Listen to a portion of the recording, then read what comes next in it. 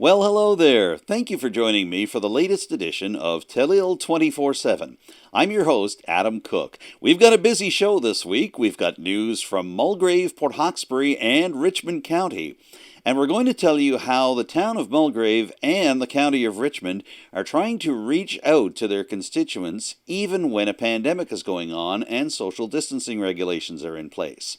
And you know what? We're going to begin our show this week by talking about Nova Scotia's social distancing regulations. There have been a few changes over the last 6 weeks and even over the last couple of weeks and the last 4 or 5 days. Some of them you may know all about, others you might not be so sure about. So we decided to break things down for you to give you a better handle on what you're expected to do right now here in Nova Scotia to prevent the spread of COVID-19. Let's take a look. Now, I'm going to spend a few moments talking about the number 10. That's because 10 is a very important number in terms of our current COVID-19 and social distancing situation here in Nova Scotia. For starters, as January turned into February earlier this week, 10 was the number of active COVID-19 cases here in our province. As well, 10 is still the maximum number of people you can have in your household at any given moment. And as we've been hearing from Nova Scotia's Chief Medical Officer of Health, Dr. Robert Strang, for several months, those 10 people you've been allowing in your house shouldn't be changed up. They should be the same 10 people you've been having in for a while now. Don't alter your bubble and don't expand your social circle if you can help it. 10 is also very important to the retail, restaurant, and licensed establishment business here in Nova Scotia. Restaurants and licensed establishments can only be serving customers until 10 o'clock each night, and they have to close 1 hour later at 11. As well, just like shopping malls, stores, and other members of the retail sector here in Nova Scotia, restaurants and licensed establishments can only be open to 50% capacity. Now, I'm here at the Port Hawkesbury Civic Centre because this venue hosts lots of facilities that are subject to Nova Scotia's current social distancing regulations. For example, if you wanted to go to the fitness centre here in Port Hawkesbury or similar centres in Arishat and St. Peters, you have to make sure that the centre is only open to half capacity. And if you're taking part in what's considered a high-intensity activity, indoors or outdoors, you have to be sure that the nearest person to you is 3 meters apart. Speaking of physical activity, sports has been allowed to resume, both team sports and non-team sports. However, only a maximum of 60 people can take part in any games, practices, or drills. That's up from 50 people. The change was made this past Friday. However, one thing that hasn't changed, no audiences are permitted at any sporting events. Patrons, fans, even parents aren't allowed to go in. It can only be the coaches, the players, and those intrinsic to the operation of the game itself. And any teams taking part in games can only play teams that they would normally play within their own leagues. So, as an example, there won't be any provincial competitions at the high school level or anywhere else this year because that would involve teams from outside a team's academic bubble. As well, arts and culture events are off the table, at least in terms of being able to be seen by the public. They can be shown virtually, but everything from art showings to theater events have to be seen in a virtual level, and they can only have a maximum of 60 people taking part. There's that number 60 again, and that applies to many public gatherings. Many of those are off the table, though, right now. Festivals, social events, and many other public gatherings inside and outside arts and athletics can't happen for the foreseeable future. And Nova Scotia's Chief Public Officer of Health, Dr. Robert Strang, told a conference being held with Rotary clubs around Nova Scotia last week that we should expect a lot of these social distancing regulations to stay in effect for the coming months, possibly until the fall, as vaccinations roll out for COVID-19. So, what about churches and faith gatherings? Well, houses of worship are allowed to have faith gatherings, including weddings and funerals. However, there are maximums being put on both indoor and outdoor services. Outdoor services can have a maximum of 150 people, while indoor services can have a 50% capacity ruling up to a maximum of 100 people inside. And as well, funeral receptions, visitations, and wedding receptions are still not permitted at churches across Nova Scotia as a result of the COVID-19 social distancing regulations. One other change was made on January 25th to help make things easier for those struggling with mental illness and addictions. Support groups for addiction services and for mental health were given the opportunity to expand from 10 people to a maximum of 25. That change took place on January 25th, appropriately enough. Of course, we can't talk about COVID-19 here in Nova Scotia without talking about the vaccination rollout for the province. The first Nova Scotians to receive the vaccines for COVID-19 on January 18th were, not surprisingly, frontline healthcare workers. They're going to remain the focus as the vaccines continue to roll out over the next few months, with members of long-term care facilities and others who are deemed essential workers on the healthcare front being given top priority. So when will you get your vaccine? Well, that's still not known quite yet. The process could take us well into the summer and into the fall.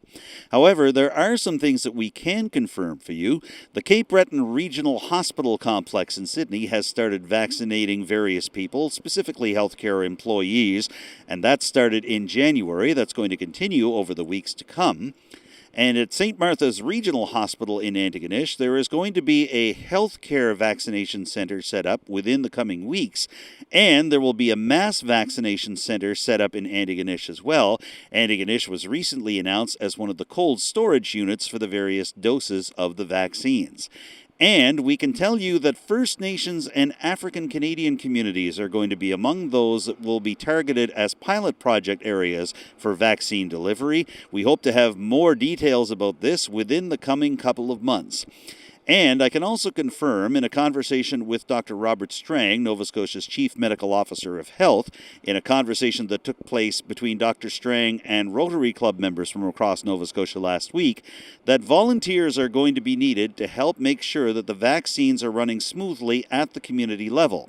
Dr. Strang said in January that healthcare facilities aren't going to be the only places where the vaccine will be made available. They'll be happening in such places as community and parish halls, fire halls, and community arenas, and local volunteers are going to be needed to help make sure that the vaccine rollout happens smoothly. They obviously won't be administering the vaccine. That will be left to healthcare professionals, but Dr. Strang told Rotarians that local volunteers like you and I are going to be critical as the vaccine rollout continues. Now, you might be surprised to know that one of the recent methods being used to detect COVID-19 in different parts of the Maritimes is to go into sewage systems and get some samples of wastewater. It's a project that was launched jointly last year by Dalhousie University and the Fredericton company Lumen Ultra. They started out by doing some testing in Dalhousie and also at the Acadia campus in Wolfville, but now they're expanding to include universities and airports around the province, and Richmond Municipal Council might be on board as the scene shifts to the sewage systems for municipalities and towns. Here's what the discussion on that issue looked like last week at Richmond County's regular council meeting. Take a peek. Following our December 7th Committee of the Whole meeting, staff was asked to investigate the benefits, feasibility, and potential costs related to the experimental research that was happening in the research project for sewage testing for COVID-19 that had been recently announced in the news. It was related to a project of Dalhousie University. They partnered with a private company to test the wastewater in Halifax and Wolfville for the presence of the virus. The virus was detected in the wastewater in Wolfville. So following that meeting, staff did provide some additional background information, including that the findings of the research project will eventually be shared with the Nova Scotia Health Authority and that the project may be expanded. Staff also contacted Lumen Ultra Technologies, the private company that's patented the rapid on-site testing, wastewater testing solution, and they advised that the cost of the testing equipment was approximately $20,000 and the cost of each test kit for the equipment was approximately $30. The company stated that there were presently, at that time would have been mid-December, there were no labs offering commercial testing of wastewater for COVID-19. The staff recommendation in December was that the municipality follow the guidance of Nova Scotia's Chief Medical Officer as it relates to the possible future testing of wastewater. However, recently, the news of the predicted expansion was announced and reported.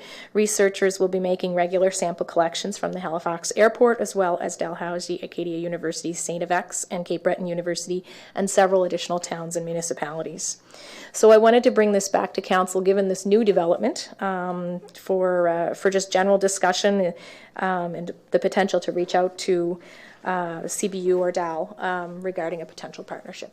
So I think what you're basically wondering is whether or not we should put our name forward as being a municipality that would be interested in this expanding pilot project. Mm-hmm. We're not talking about spending $20,000 to do right. And I thought that was kind of the understanding that we had the first time we discussed it. So I would say I would definitely like to see us sending a letter to the folks who are running those projects to just say we would be interested in participating or finding out more about the expansion perhaps of that project, for sure, okay. Especially if it's a no-cost or a very low-cost event. I would support that project or put our name behind it for sure. I mean, for us here in Richmond, I mean, we've been lucky and you know, like it says in the study, you're not going to be able to track any particular cases, but any kind of spike in wastewater testing would kind of indicate a community spread, right? So right. I would support that project for sure. Yeah. To see the news that that kind of research was landing so locally at CBU and St. FX was very exciting, and the staff had done a really great job of providing us with an update of where the project was prior to the new year. Now things have evolved, that research is expanding. I think this is a great opportunity for us to sort of put our hands up and say, as a Cape Breton municipality, we're interested in learning more, in potentially being a part of this. I mean, there's obviously we'll need to watch cost implications, but we do have sewage systems here that that could potentially be a part of such a study. So it's a great opportunity to put our hands up and say, you know, we're interested in participating. I think it would be a really strong move towards public health and safety as well. So. Any specific discussion with the Public Works Department about that? Not yet. As you heard at the meeting this evening, we had a really great update from them prior to Christmas, but now there's new developments, so I'm looking forward to what they come back with. It's been an interesting ride for municipalities during this pandemic, as many of them have struggled to figure out how to hold their meetings and how to keep residents connected when they can't always be in the same room as the people that they've elected to represent them. So Richmond Municipal Council tackled 3 different ways to try to reach out to the public during their most recent in-person council meeting at the Richmond Municipal Building in Arishat. Telile itself is a part of one of those discussions. Telile will soon be doing live streaming of Richmond Council meetings for our viewers. But as well, Richmond councillors are taking a look at their communications policy, and they're also seeing if they can open up their council meetings to add additional time for questions from the public. Here's how that discussion went at last week's regular municipal council meeting in Arishat. A 15-minute public question period had been a tradition at Richmond Council for years, and shortly after being sworn in as warden in 2016, Brian Marchand suggested that the question period could be open to items beyond the actual agenda of the meeting in question. However, this experiment ended quickly, and in 2019, the Richmond Council of the Day quietly discarded the public question period. It was reinstated at both regular council meetings and committee of the whole, shortly after the swearing in of the 5 new councillors for Richmond County in late October. However, according to Warden Amanda Mumberket, a Richmond County resident suggested that the passing of motions from the report of the Committee of the Whole at regular council meetings usually wound up leaving people unable to comment about the contents of the Committee of the Whole report and the resulting motions before the end of the regular meeting.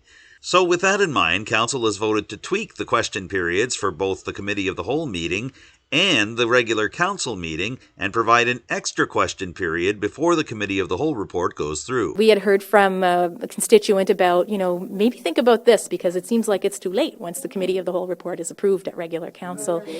So I took a look at what was going on in some other areas and kind of adopted a best practice from down towards the South Shore area, and looked at what they were doing, and the feedback I had got was really that it sort of changed the dynamic of council and gave people more of a constructive opportunity to ask really pertinent questions, so they weren't sort of feeling like their questions were necessarily put off at the end after the decisions were already all made, right?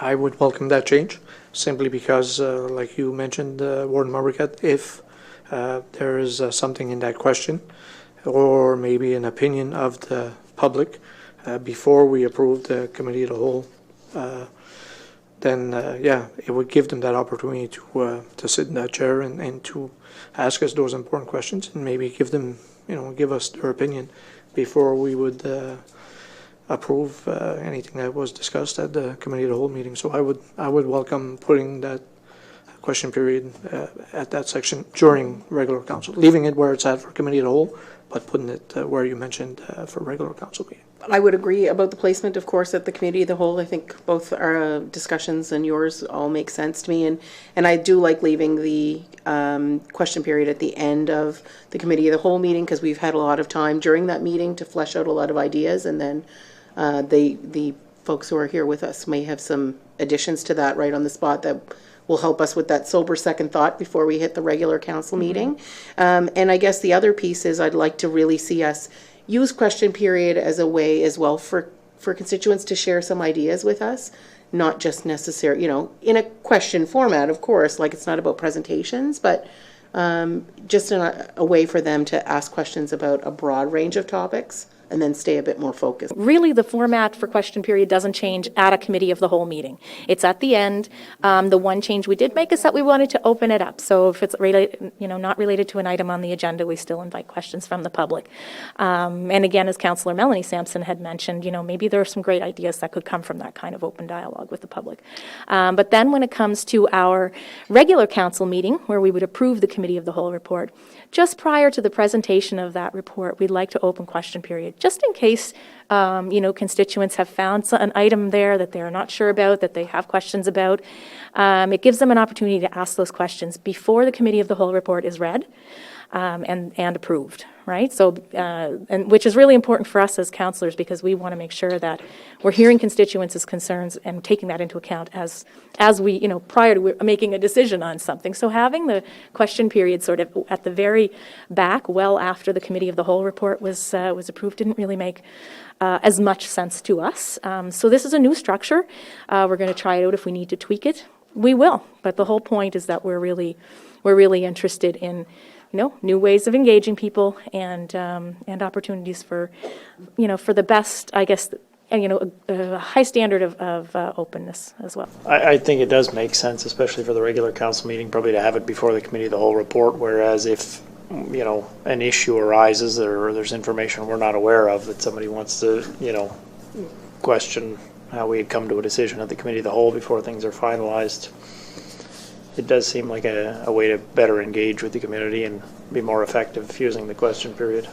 In a further effort to increase transparency and communication with its citizens, Richmond councillors have asked council staff to take a closer look at Richmond County's communications policy to see if there is anything that can be done to improve the policy and fill in the blanks in terms of community engagement. Right now, our communications plan is really, it's more of a statement, like of commitment of how we're going to or our ideals of how we communicate with our constituents, but it currently lacks any sort of tactics or discussion on the specific channels that we would use to communicate with the public, potentially related to special types of activities or routine or official activities such as council meetings, that kind of thing.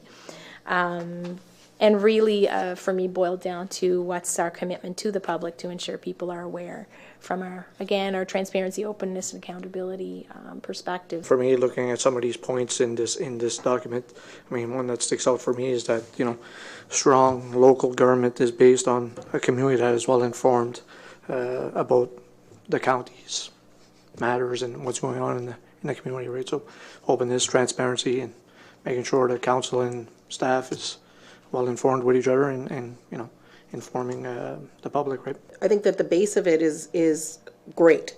I think it's got lots of excellent points, but I would agree that it lacks those action items. What does that really look like?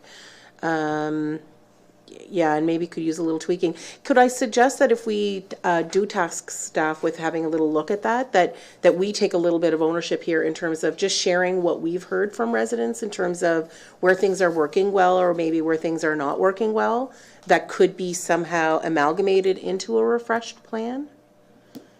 Because I think it's very timely, given that we've just, we're new to the position, so people are, we're anxious to tell us all the things they would do differently when we were running, and they've had some time to sort of see what's happening. And so I would just challenge us to share some of that information as well. However, Richmond CAO Don Marchand warned councillors that the task might not be as easy as they think. We currently don't have a communications officer, and we don't have anybody that really was tasked with that to do that plan. So I don't know how it was done. I mean, I could research how we came about it, if it was any type of staff member that did it, or if we acquired the services of a consultant, perhaps. I don't know. But to task staff to do it when we don't know how it was done in the past might be maybe asking a little too much at this stage of the game. Looking at our CAO's comments, according to this, it's right. It's not just done by council. Or just done by staff. It includes the ward and council and residents, local businesses. So it seems like there's a complete input of information, which obviously leads to us being part of the work in progress. So again, like our CAO stated that he's not sure where it came from. The CAO made a great point this evening. Where did that report originate from? There's not really an established communications officer. What do we need to, what kinds of, resources do we need to put in place as a council to make sure that we do have good communication and good planning of communication with constituents? Things that are missing from it in my mind right now are some of that tactical information. What are the media channels that we use, traditional, social, digital, whatever it might be, to let the public know about what's going on? Is there a routine around some of that? So that if a regular council meeting is coming up, it's going to be published here, here, and here. And so there's, we want to really set that expectation so that it sort of holds us as councillors and as a municipality kind of accountable on making sure people have advance notice of things, and that's really, I think that's really the intent of the communications plan. At the same time, Warden Mumberket is also hopeful that Council's approval of a recent application by Telile Community Television to live stream regular Council meetings, as well as meetings of Richmond's Committee of the Whole, will help provide a deeper connection between Richmond Council and residents of the county. Partially driven by the pandemic, the fact that we can't get as many bums in seats here, right? It's a real restriction. I also, hearing from constituents, they're really pleased with being able to see it on YouTube or on TV the next day. But at the end of the day, they just feel like they've missed out on a little something because they're not seeing it in real time. So having a fantastic partner like Telile to be able to do this for such a cost effective way, as I think Councillor Sampson mentioned, it's a no-brainer, right? So I think it's an important step for us, and like I said, it really aligns with all of the things we talked about as we were kind of campaigning, that kind of thing. So that's how Richmond County is trying to make its meetings more accessible to the public. But how are other Strait Area municipalities doing? For that answer, let's head over to the town of Mulgrave. Town officials just started webcasting their council meetings once again. They're now available on Zoom, but there is a public component to the meetings as well. However, Mulgrave wanted to have these meetings more accessible to the public, but found out it's not always that easy to do so.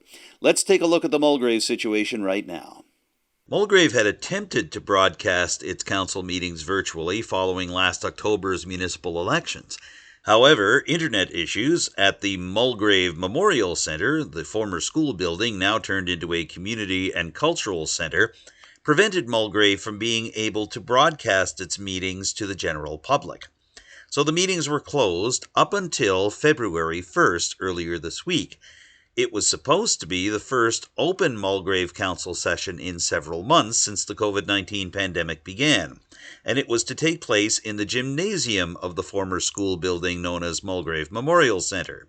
However, shortly before the meeting date arose, Mulgrave Town officials confirmed that public health officials had advised them against having a meeting in this fashion, saying that only 10 people would still be permitted in the building even if it was for a meeting held in an open space like a gymnasium. So, late last week, Mulgrave officials announced that the meeting would be held by Zoom in the Town Council's regular boardroom, with CAO Darlene Berthier-Sampson, Town Mayor Ron Chisholm, and the 4 elected Town Councillors taking part, leaving room for only 4 open spaces for members of the public to attend.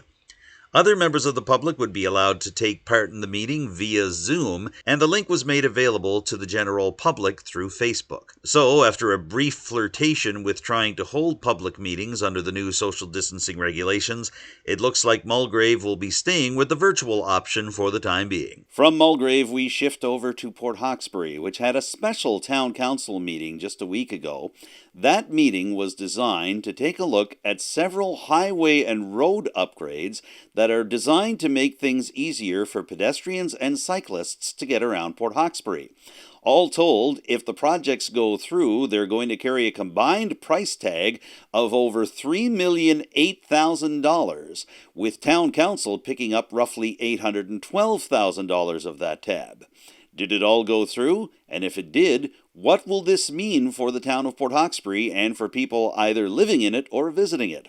Let's break down those 5 road projects right now. There are 5 projects targeted by the town. They include a multi-use pathway at Tamarack Heights. All different types of users, including pedestrians and cyclists, can use this connector, with new asphalt surfacing reducing trips and falls along the Tamarack Trail. It's estimated to cost $240,000. As well, the Macquarie Drive extension, best known for its proximity to the Port Hawkesbury Community Park, is going to get a multi-use pathway on one side of Macquarie Drive. All different types of users, including pedestrians and cyclists, can use this connector, and it's targeted to provide an easier walk for users instead of having them on the shoulder of the road or cycling among traffic. The total cost of this part of the project is estimated to be $655,000. Over on Reeve Street, a multi-use pathway is designed to connect the existing Reeve Street into Sydney Road.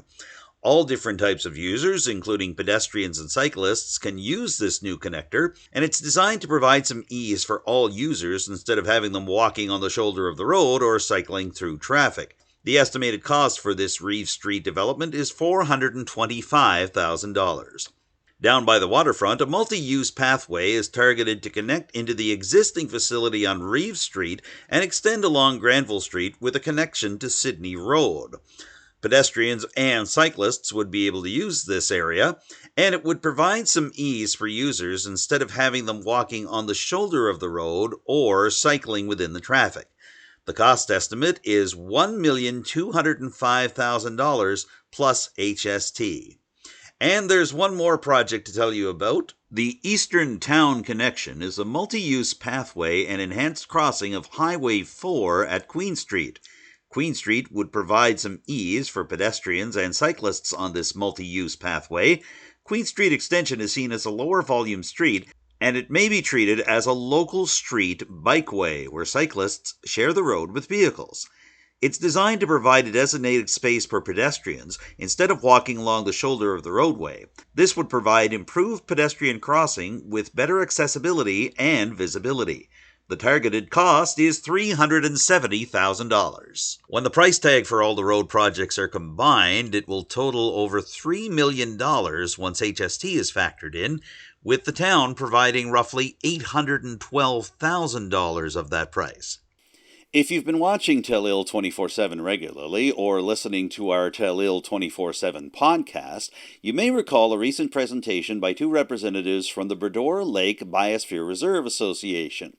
They were looking for Richmond County's support and some Richmond County participation on the association's board of directors. Well, it turns out that appearance at December's Committee of the Whole inspired Richmond councillors to take another look at the county's Climate Action Plan. Here's the discussion on that with some comments from Richmond Warden Amanda Mumbercat. We had decided to send a letter of support to the Boudreau Lakes Biosphere Reserve Association, and it brought to my attention, as I was referring to our documentation, that our climate action plan is from 2013, which is now coming on to 8 years old. So time flies when you're having fun, I guess. But I did receive a suggestion from a constituent that that there are student funding opportunities that might be appropriate to help us get an update done to that plan, potentially over the summer period, which I think 8 years is a long time for a climate action plan to not be updated. Obviously, a good idea. Obviously, we should refresh that plan. In terms of how we go about that, I would look to staff to take the lead on that, I think. I guess that's where I would see it sitting. It would be with CAO Marchand and his staff in terms of both deciding how they would refresh that plan. I think our role may be to task staff with refreshing the plan, and then how they go about that would be for them to decide. We're in 2021, and I think to me that's, pardon the pun, but it should be more of a green document and ever being refreshed, that type of thing. As a council, we were kind of having a discussion about, how we could make that happen. At the end of the day, how staff makes that happen is really up to them, but it was nice to kind of hear from a constituent about Clean Nova Scotia in particular, because the goals would align directly, and if there is some student funding there, it would be aligned with expertise as well, and be a student from the environmental field. So I'm sure staff will take that into account, but it's an exciting opportunity, I think, to get a refresh done on that plan. I think it's going to become more and more important. The Dr. William B. Kingston Memorial Health Centre in Lordways has been very busy in recent weeks, and two of the centre's most recent initiatives landed on the agenda of the Richmond Municipal Council regular monthly meeting in Arishat last week. One of them involved food security, you'll hear more about that in just a moment's time, and another involved funding for a position that would be part of a seniors program called Mind, Body, Spirit that the health centre has been running for the past few years. How did Richmond Council deal with these requests? Well, let's start with the food security issue, and here with some more detail as part of Richmond's recent Committee of the Whole report is Richmond County Deputy Warden Michael Dignan. The committee discussed the Vibrant Communities Fund Food Security Project. I move the council accept the recommendation of the Committee of the Whole and that a letter of support be provided to the Dr. Kingston Memorial Community Health Board regarding the Richmond River Routes Market Garden proposal, and that the letter indicate the council would support in the following ways: taking a leadership role in the establishment of a food security coalition and food bank alliance, collaboration with the county's recreation department on education sessions, offering to include low, no-cost options in both in-person and digital delivery, and designating a counselor as a lead contact person for the proposal project to ensure strong communications on an ongoing basis. Okay. So could I have a seconder on that motion? Councillor Sampson. I'll second that motion. Thank you. Any further discussion? Question? All those in favor, please raise your hand. Those opposed? Motion carried. Well, I think this hits on so many important areas. The poverty numbers here in Richmond County, the rate of the number of seniors that we have in this county, the affordability of purchasing healthy food certainly hasn't been improved by the pandemic.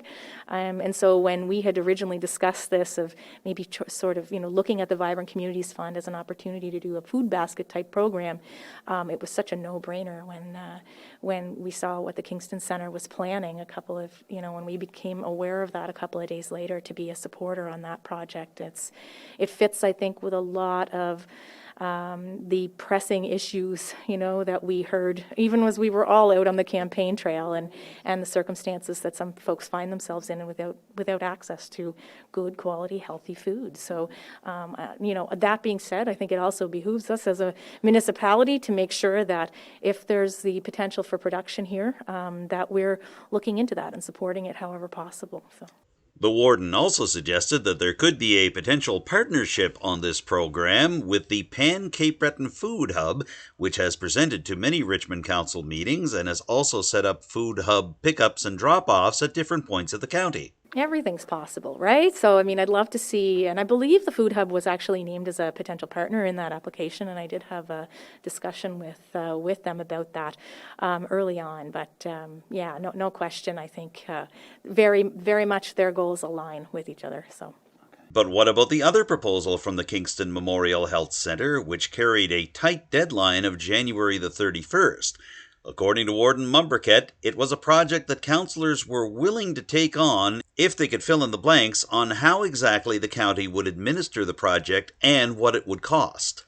Well, I think, councillors are, wanting to get as much information as they can, but realizing the timelines are tight. There is, we need to make sure that we have a full understanding of any potential financial or, human resource obligations that might come along with that. Is there a requirement for matching dollars, the administration of the project, et cetera? So I think once those questions are answered, and I think they will be in short order, then we'll be able to take the next steps. I loved the approach of making sure that they have a clear understanding of who the target audience is. I think that's essential, and I think it's a smart move because it prevents us from just sort of, throwing spaghetti at the wall and seeing what sticks. You're making sure that the right information gets in the hands of the right people, and they can make a real difference with it. And so that's kind of where our heads are at right now. Is can we find a way to support that effort? This situation was a little bit unique. This is kind of in my mind, sort of the municipality tying up the loose ends on that, putting the bow on it, so to speak, to make sure that the investment that's happened as a result of our initial application is well used and isn't it doesn't result in a report on the shelf that nobody sees, right? But regardless, at the end of the day, if we're the applicant, the buck stops with us, and we need to put in place whatever measures are going to make sure that we're spending and being accountable related to that spending. And that wraps up this week's edition of Telile 24/7. Thank you very much for tuning in, and a big thank you to my colleagues at Telile Community Television, Becky Bourinot, Nick Boudreau, and Cora LeBlanc, for the filming and production work on the Richmond Municipal Council footage that you saw in this week's show. If you have any comments or thoughts on what you've seen in Telile 24/7 over the past little bit, or if you have some suggestions or ideas for future editions of the show, I'd love to hear them. You can call me directly. My number is 902-625-8863, or you can email me. That address is adamjrcook, cook with an E, @gmail.com. You can also contact Telile directly. The station phone number is 902-226-1928, and the station email address is info@telile.tv. Of course, you can always follow Telile on social media. We're on Facebook, Twitter, Instagram, and YouTube. You can find out all about our programs, and you can see many of them posted on our YouTube channel, including every single episode of Telile 24/7, including this one, and our sister French program, Notre Côté. Don't forget, if you're into podcasts, that Telile 24/7 is now a podcast as well, and you can check out every single episode on our podcast channel, soundcloud.com/Telile. For now, I'm Adam Cook. Thank you very much for tuning in, everybody. I'll see you in 2 weeks' time with a brand new edition of Telile 24/7. Bye for now.